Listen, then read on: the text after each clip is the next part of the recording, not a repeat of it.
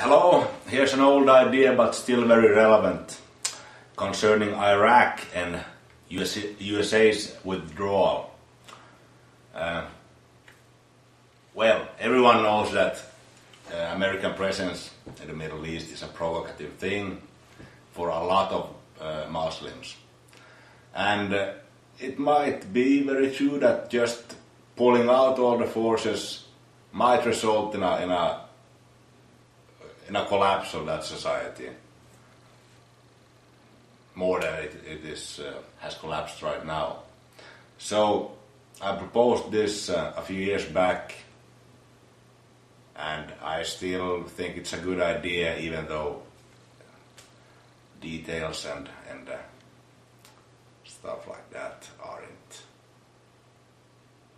I haven't come up with them. Just a basic idea to deal with the fact that America has to pull out, but what kind of external security forces could be present as a buffer before Iraqi forces are ready to take over? So I proposed a few years back that when the USA pulls out, maybe for a year, UN forces are present, and after that a coalition of only Muslim countries are present. Till then, finally, Iraqi forces take over. But I think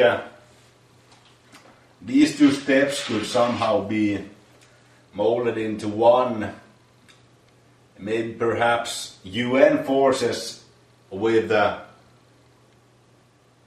predominantly Muslim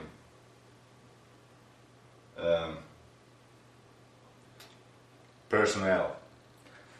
So in the word of mouth kind of social atmosphere, terrorism doesn't make as much sense. It doesn't sound like a good idea as something justifiable, as it does to a lot of people seemingly right now when there are American forces. But if there were Muslim forces, I don't think I think there would be a lot more resistance to doing any kind of violent acts. So, a buffer force of Muslim personnel before Iraqi forces take over. That's the idea. What do you think?